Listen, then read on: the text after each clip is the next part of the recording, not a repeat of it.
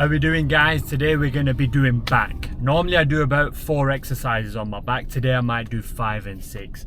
You can train your back on its own, or you can do a combination of your back and your biceps, your back and your shoulders, your back and your triceps. Do whatever works for you. If you're very stagnant with your training and you're not getting any results, it's time to change. So guys, summer's coming up in 12 weeks. Yes, 12 weeks. I'm already talking about summer. If you're my watchers in the UK, you know how cold it is, and you know we only get summer for 4 weeks. So we've got to start working towards that summer body now. If you're in the US, I don't know the weather that well, but I know summer comes around June, July time. So we want to be getting ready for summer. So today I'm going to be doing about 4, 5, maybe even 6 back exercises. I've not done deadlifts in ages, so we're going to throw in some deadlifts. Now, I love deadlifts. When you're slightly older, when you get into my age, you don't go too heavy on deadlifts because they're a high risk injury. If you get injured doing a deadlift, you're out for 2, 3, maybe even 4 weeks. So guys, if you're young, fit and healthy and no back issues, hammer those deadlifts out. They will change your body. But if you're a little bit older and you want to stay injury free, don't go too heavy. There's no real benefit, but actually put them into your training. So we're going to start off with some simple stretches. Our aim is to stay injury free and be as mobile as possible. Now this is a nice simple stretch where I stick my arse against the wall. You can either have your legs extended, and if you want a deeper stretch, you can even bend your knees. This is a great stretch for your hamstrings and your lower back. Hold each stretch for about 10 to 15 seconds. Do this for a couple of minutes and you'll be set up for some nice deadlifts. It's also beneficial if you want to do squats as well. The next stretch is the ATG split squat. The guy's on YouTube. He's got a wealth of knowledge. Really good if you've had any injuries or you're suffering with any mobility problems. Check him out. Anyway, this is really good for stretching your hamstring, your calf and your hips. Do each exercise for a couple of minutes, hold for 10 to 15 seconds. If you don't feel like you're getting enough of a stretch, just straighten your leg a little bit more and hold it for a little bit longer. The aim is we get our hamstring to touch our calves over the next coming months. The most simple and my favorite stretch, you put your knee on the bench and bring your foot up and just hold for 10 to 15 seconds. An absolute great stretch and you feel really good after this. It's unbelievable how this simple stretch can just make you feel and walk a lot better. Finally, the last stretch for our hips and lower back. Bring your body towards the bench and just hold for 10 to 15 seconds. This is great for stretching out your hips and improving your mobility. Give it a try and let me know in the comments if you find any of these helpful.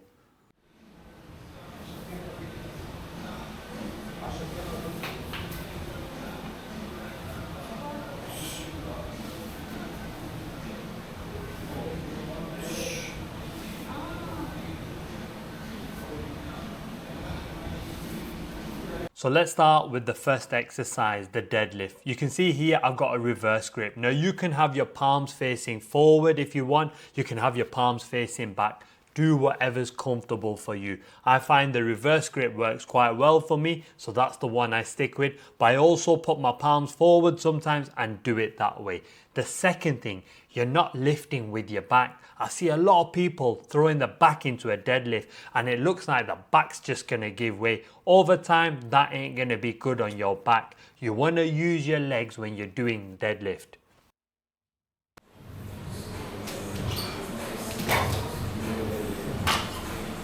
So what you can do is put your weight through your heels and you will be amazed how this changes your deadlift.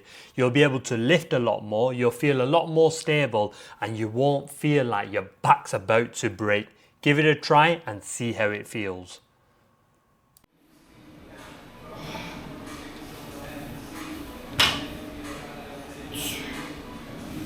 So a few little reminders when you're doing your deadlifts. You're putting your weight through your heels, you're keeping your back nice and straight, you're dropping your butt nice and low, and you're lifting with your legs, not your back.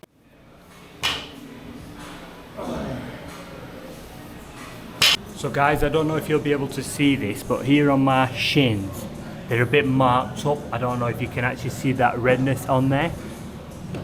So that's when I was doing my deadlifts, I was using my shins as a guide so I weren't rocking back and forth. It's very important to do that, so it's not a disadvantage if your shins get marked up when you're doing deadlifts, because it'll help keep your form right. Use your shins as a guide. And also strengthen your shins a little bit. Our chins, not a bad thing, right?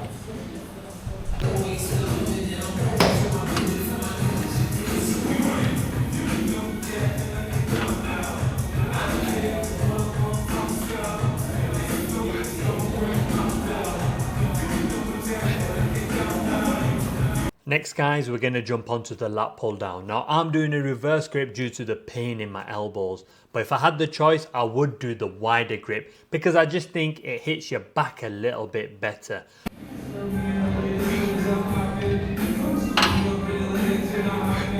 Now, I am getting good results with the reverse grip, so you guys could consider this movement. Two things: when you're pulling the weight down, try just holding for a second, put your back under some real tension.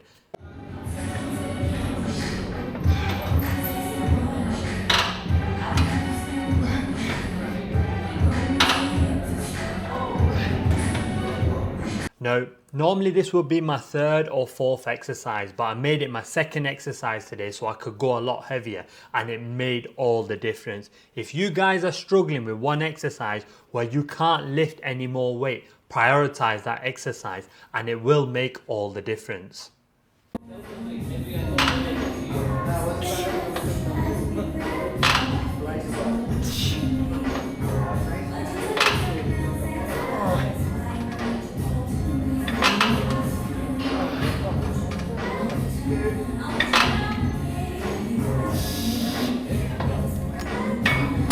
So normally I wouldn't do an extra set, but I felt like I had it in me, so I pushed my back to the limits. I pushed it till failure. I found this one of my hardest sets. The form's not the greatest, but I got out as many reps as I could and I definitely felt it on my back. That last set going to failure will make all the difference in your growth, your shape and your body.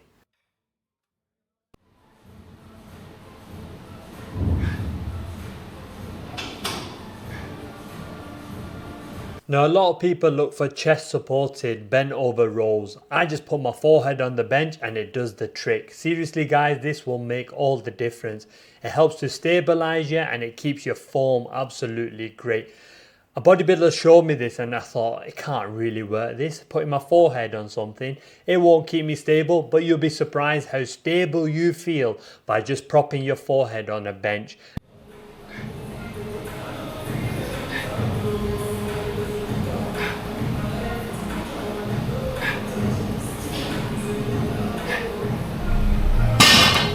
You can see I've opted for the reverse grip again. I think it's a lot more comfortable with this exercise. Now a lot of people do the palm facing backwards, but I actually prefer the palms facing forward. It's a lot more comfortable, it's a lot easier on the elbows, and I find the movements a lot easier. So even if my elbow does get better, I will continue to do it this way. Now this is my final set. I've sacrificed a bit of form for heavier weight. I couldn't resist it guys. I wanted to go heavier, so I know I've sacrificed a bit of form just so I could go heavier, and I believe it's worth it. If you're doing it on every set, it's definitely not going to be good, but on the final set, if you just want to go that bit heavier, you might have to sacrifice a bit of form.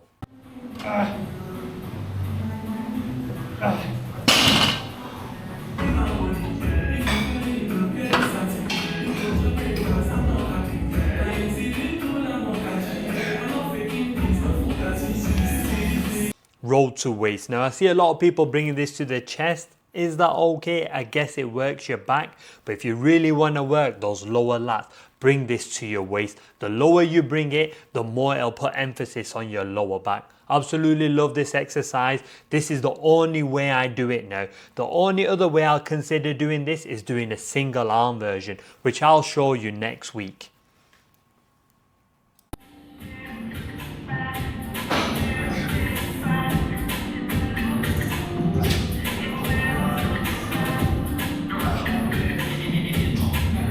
Some people say you should lean right forward when you do this exercise. Some people say you should sit still. Some people say you should lean back. Do whatever way works for you. As long as you're staying injury free and your back's growing, it doesn't matter which way you do it, as long as you're keeping your form right. I prefer leaning a little bit forward and then leaning a little bit back. Sometimes when I'm doing it very light, I stay nice and still. So I do many different ways, and so should you.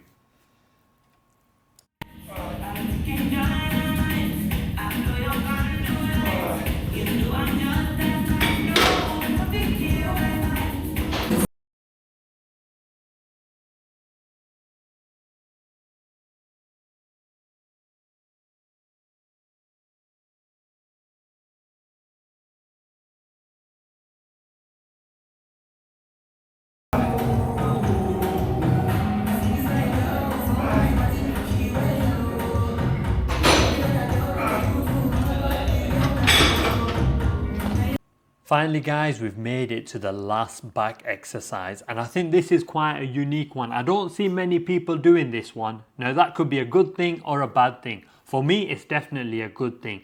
I find it works my lower back really well.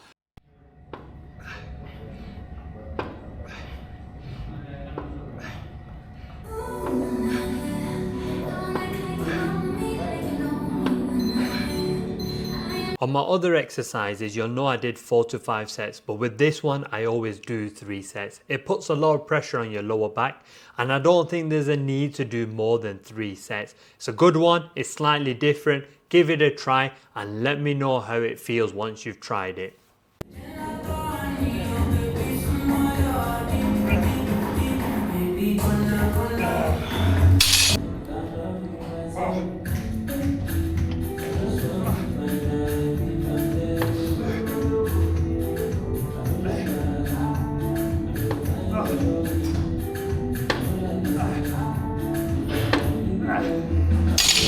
Now guys, thank you for sticking with me. Now we're going to jump onto some abs. Leg raises. The best ab exercise you can do for your lower abs. It's guaranteed to shape up your lower abs. 3 times a week is more than enough. If you want to do it a little bit more, you can do. There's one bodybuilder who said he does his abs 7 days a week. And if that works for you, do 7 days a week. 4 sets of 10 will be more than enough.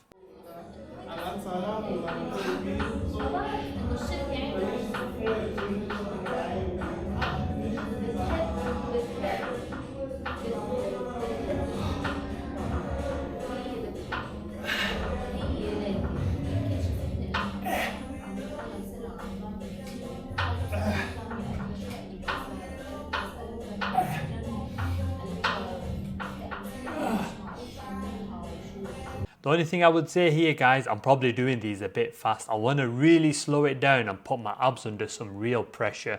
If I slow this down, the benefit will be a lot more. Now it's a lot easier if you do it faster because it doesn't hurt as much. The slower you do it, the more you'll feel it, the more you'll feel that burn.